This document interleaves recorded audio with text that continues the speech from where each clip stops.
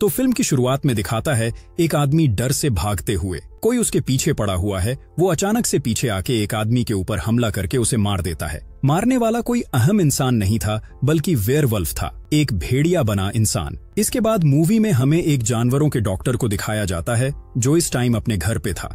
वो जीज अजीब तरीके से खाना खा रहा था, सारा जैम उसके कपड़ों के ऊपर खेल गया। उसका बेटा भी उसके अचीव्ड नजरों से दिख रहा था। खैर, अपने कपड़े टिश्यू से साफ करने के बाद वो चला जाता है अपने क्लिनिक में। उसके क्लिनिक में 2 सिस्टम काम करते थे। एनिमल्स का स्पेशलिस्ट था, वो जानवरों को जितने अच्छे से चेक कर लेता था उतना उसे जानवरों से लगाव नहीं था। अब वह पड़े ही हराम से बैठा टीवी भी देख रहा था, जहां पर एक न्यूज आई कि कल रात एक जानवर ने एक आदमी का मर्डर कर दिया है, और वो जानवर कौन सा था पुलिस अभी तक पता नहीं चला पाई थी। अभी वो ये न्यूज सुन ही रहा था कि अचानक कोई घबराए हुआ उसके क्लिनिक में आ गया। इस आदमी ने को बताया कि मैं जंगल के पास से गुजर रहा था तो एकदम से मेरे ट्रक के सामने ये जानवर आ गया। जानवर का एक्सीडेंट हो गया था, वो जख्मी था, इसीलिए उसकी जान बचाने के लिए ये आदमी उसे के क्लिनिक पे ले आया था। जब ने उस जानवर को देखा तो वो हैरान परेशान हो गया। ये एक बहुत बड़ा वेयरवल्फ था। सबसे बड़ा स्ट्रेचर भी उस वल्फ के लिए छोटा था। उसकी बॉडी में थोड़ी सी ही जान थी, और जैसे ही उसने अपना हाथ हिलाया,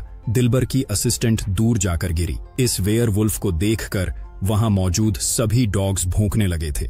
उसके गले में एक लॉकेट भी था जिस पे माइकल लिखा हुआ था। को इसका इलाज करने के लिए किसी की मदद चाहिए थी। वो ट्रक वाला आदमी तो मदद करने के लिए मना कर देता है क्योंकि वो इसे संभाल नहीं सकता था, और जब दोबारा से उसके करीब आई तो दोबारा ही असिस्टेंट को उसने दूर फेंक दिया और गुस्से में उसने के हाथ पे ही काट दिया, और को काटते ही वो यहाँ पे खुद मर गया। इसके काटने की वजह से भी बेहोश हो गया था। जब उसे होश आया तो उसने अपने हाथ पे बटे की और अपने आप को इंजेक्शन भी लगाया।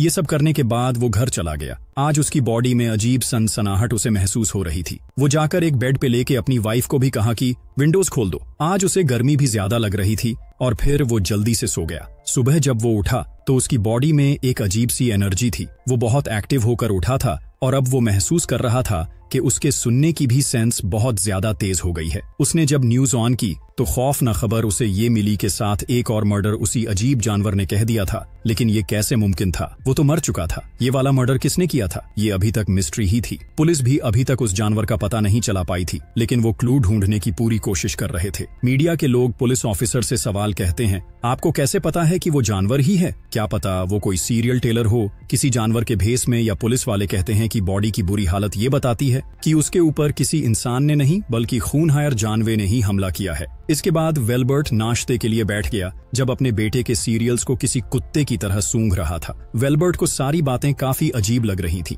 अब जब वो क्लिनिक आया तो उसे दोबारा उस वेयरवुल्फ की बॉडी दिखी। वो इस वुल्फ को चेक करने लग गया, और अजीब बात थी कि इसके दांतों में फिलिंग हुई थी। इस चीज से वो काफी हैरान हो गया क्योंकि आज तक किसी जानवर ने अपने दांत की फिलिंग नहीं करवाई होगी। वेलबर्ट उसके मुंह में हर डाल के उसे चेक कर ही रहा था कि एकदम से पीछे से एक डॉग भौंक गया और वेलबर्ट बुरी तरह घबरा गया, जिसके बाद उसने इसकी बॉडी को चेक करना भी बंद कर दिया। खैर, थोड़ी ही देर में हम देखते हैं कि की क्लिनिक में एक कपल आता है। ये ओल्ड कपल था जो बहुत ज्यादा रो रहा था। वो बॉडी की डिमनेंट कर रहे थे, लेकिन ने कहा मैं ये बॉडी आपको नहीं देख सकता क्योंकि ये पुलिस केस है और मुझे पहले पुलिस को इन्फॉर्म करना होगा। लेकिन वो लेडी रोते हुए से रिक्वेस्ट करने लगी कि प्लीज ऐसा मत करो, हमें वो बॉडी दे दो। तो उनके रोने पर भी मान गया और उसने इस वेयरवेल्स की बॉडी उन्हें ले जाने दी। वो दोनों जाते जाते उसे अपना कार्ड भी दे गए थे।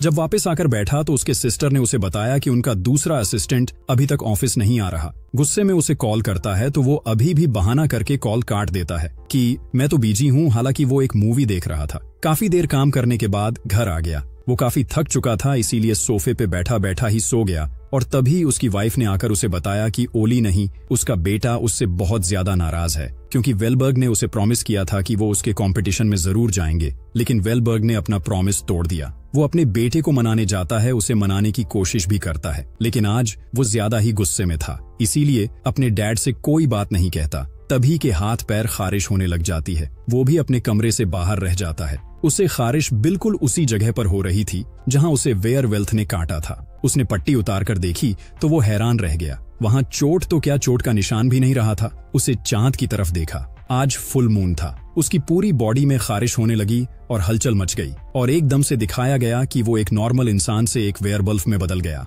वेयरवुल्फ बनकर उसे कुछ समझ नहीं आई और वो घर से बाहर चला गया। रास्ते में उसे चलते हुए अपना ही असिस्टेंट फैल गया, जिसके ऊपर उसने हमला कर दिया और उसकी बॉडी के टुकड़े टुकड़े करती है। खैर, सुबह हो जाते हैं और हमें के घर की विंडो दिखाई जाती है जो खुली हुई थी और जगह जगह कीचड़ वाले पांव के निशान थे, जिससे स्थापित हो रहा था कि आंधी रात को वापस आया था इसी खिड़की के सिर के। लेकिन रात जितना भी कुछ हुआ था को कुछ याद नहीं था। वेव से दोबारा इंसान बनने के बाद उसकी बॉडी के अंदर बहुत ही अजीबो गरीब चेंज आए थे। उसकी पर्सनैलिटी टफ आइडियल पर्सनैलिटी में चेंज होने लगी थी। जैसे अब वो ज्यादा खाना नहीं खाता था। उसकी आवाज में भी एक अजीब सा रोप आ गया था। उसे अब वुल्फ और वेयर वल्फ में बहुत ज्यादा इंटरेस्ट होने लगा था। उसने पिछले मरे हुए वेयर वल्फ यानी कि पिक्चर भी अब अपने क्लिनिक में लगा दी थी।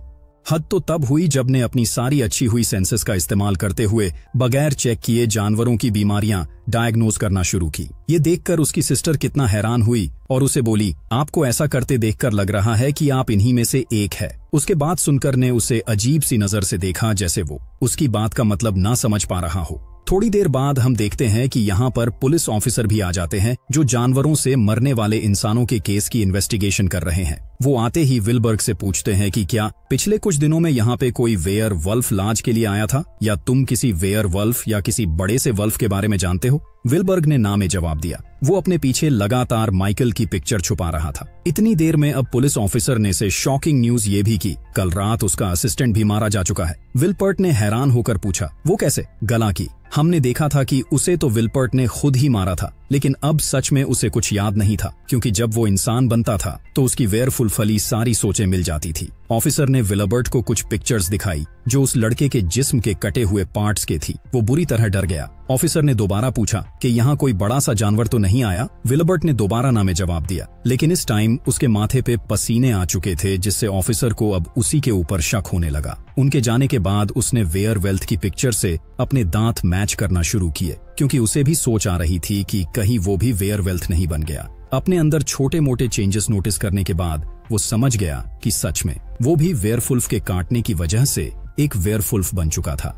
ऐसे में उसे क्या करना चाहिए था उसे पता नहीं था। इसीलिए वो माइकल के पेरेंट्स के घर चलना चाहता है, जो माइकल की वेयरफुल वाली डेड बॉडी लेकर गए थे और अपना कार्ड भी देकर गए थे, यहाँ जो दिल पर खाता है और इन्हें अपने बारे में बताता है, तो ये लोग भी उसे कुछ नहीं छुपाते और अपनी असली बियरफुल फाली आंखें इसे दिखा देते हैं। एक शौकीन बात ये लोग विल्पर्ड को ये भी बताते हैं, सिर्फ वही नहीं, उनकी पूरी कम्युनिटी इस शहर में बसती है। विल्पर्ड पूछता है, तो क्या आप लोग मर्डर कर रहे हैं? जिस पर उस आपने नहीं बताया। हम किसी को क्यों मारेंगे, हम तो वेगन हैं। को सुनकर बहुत अजीब सा लगा कि वेयरवुल्फ और वेगन सबे साथ में ने को एक्सप्लेन किया कि तुम जिस तरह के इंसान होते हो और जो काम तुम इंसानी रूप में करते हो, तो बियरफुल बनने के बाद भी तुम वो काम नहीं करोगे। अगर तुम अच्छे इंसान हो तो बियरफुल बनने के बाद भी तुम अच्छे ही रहोगे, और अगर तुम बुरे हो तो बियरफुल बनने के बाद तुम होनहार बन सकते हो। इन सारी बातों के बाद घर वापस आने वाला था कि सीन कट होकर हमें दिखाया गया कि उसकी असिस्टेंट के ऊपर किसी और वेयरफुल ने हमला कर दिया। वो तो मारी ही जाती, लेकिन किस्मत अच्छी थी कि आसपास से गाड़ियां गुजरने लगीं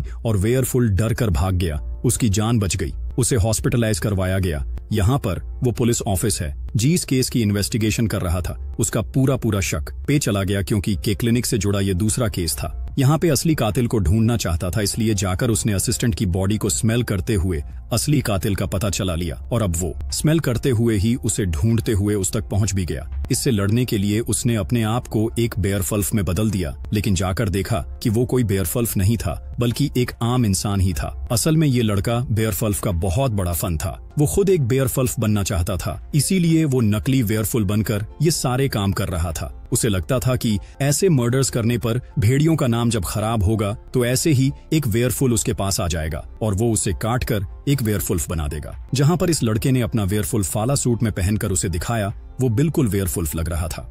लेकिन अब हमें विल्बर्ग का भी असली पियरफुल फाला पूरा हुलिया दिखाया गया, जो सूट वाले हुलिये से कहीं ज्यादा भयानक था। उसे देख के उस आदमी का डॉग भौंकने लगा तो विल्बर्ग ने उसके ऊपर भी गुनाह के रूप से चुप करवा दिया। यहाँ पर वो लड़का एक ट्विस्ट करने लगता है कि प्लीज मुझे एक बाइट कर दो और मुझे बियरफुल मिथल दो, लेकिन दिलबर्ग उसकी एक नहीं सुनता, क्योंकि वो जानता है कि इंसानी रूप में वो इतने खतरनाक काम कर रहा है।